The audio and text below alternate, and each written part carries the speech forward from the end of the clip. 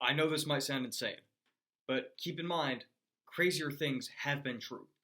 At one point, we thought it was impossible to think that the CIA was using mind control. But look how that turned out.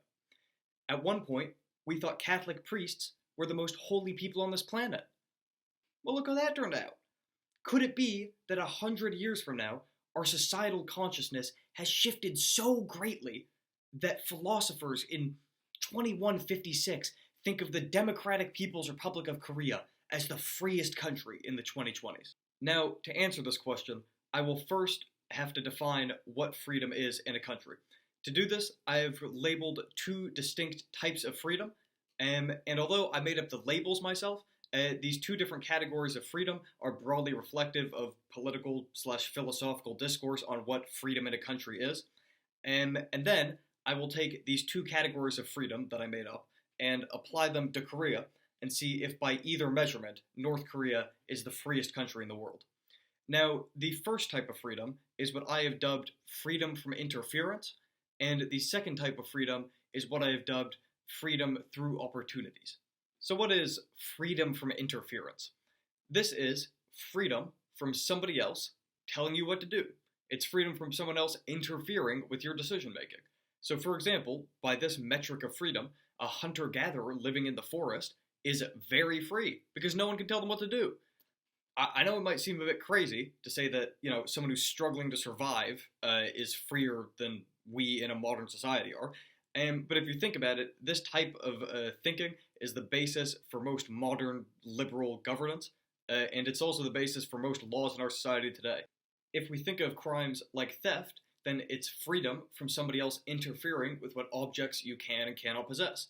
If we think of crimes like murder, it's freedom from somebody else interfering with your fundamental right to life.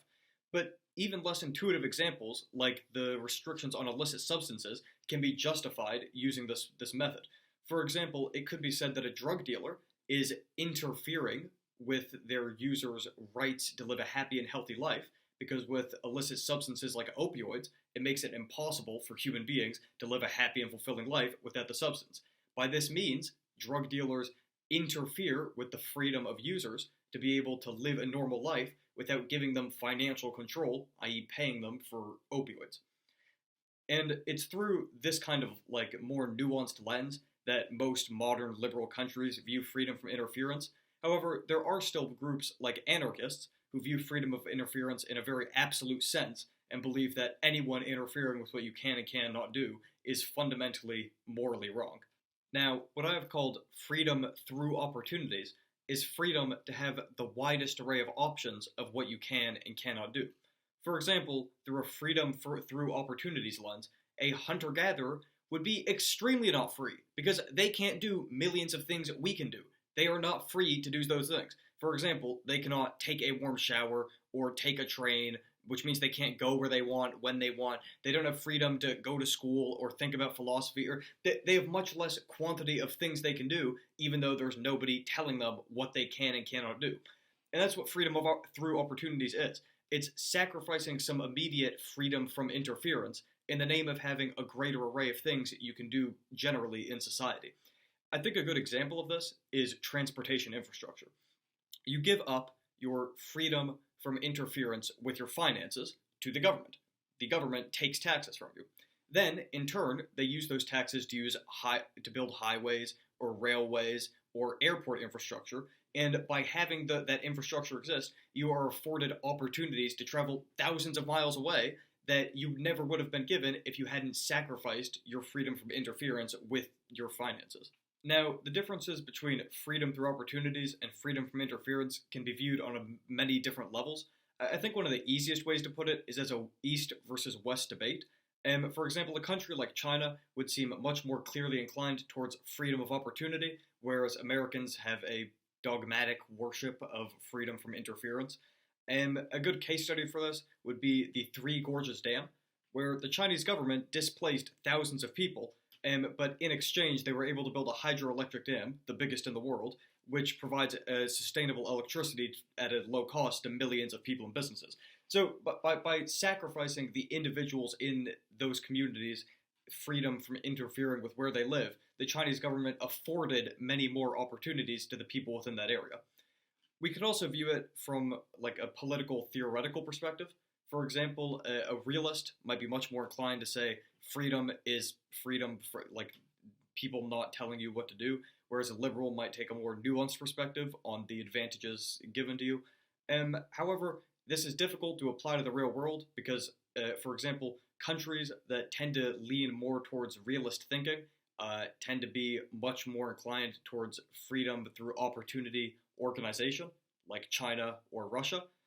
So it doesn't fit exactly onto the real world or our real world politics. They're very abstract distinctions. Now, given all of this information, I think it's quite clear that through a lens of freedom from interference, North Korea would not be the freest country in the world. In North Korea, if you try to start a business, the North Korean government will interfere with you and shut the business down. Furthermore, the North Korean government interferes with what social media platforms their people can and cannot use, which is part of their ideology, which promotes cultural homogeneity. They justify this interference by saying it'll benefit their population by leaving them untainted by Western culture, which, reasonable point. However, furthermore, the North Korean government interferes with many other freedoms that Americans or other Westerners might find unreasonable. For example, there's often surveillance all around North Korean cities. However, the North Korean government's model provides many opportunities to its citizens that we here in the West wouldn't even consider.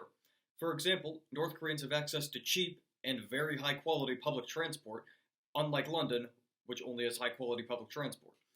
Furthermore, all North Koreans have access to free education all the way up until higher education, unlike in the United States, where the cost of schooling can cost you hundreds of thousands of dollars in student debt. Furthermore, the entire medical system is subsidized by the government, so all medical treatments and checkups are free for all individuals. So, in conclusion, is North Korea the freest country in the world? Well, it depends on your definition of freedom. If you're an anarchist, then probably not. But if you're Pak Tae-sung, then it probably is. But the reality is that 90% of people have a value system somewhere between an anarchist who values absolute freedom from people telling you what to do above anything else, and Pak Tae-sung valuing confiscating or messing with your finances in the name of building infrastructure and whatnot. So if we say that North Korea is the epitome of freedom through opportunity, which in principle they would be most inclined to be, then perhaps the extent to which you think North Korea is the freest country in the world is the extent to which you believe freedom through opportunities over freedom through interference.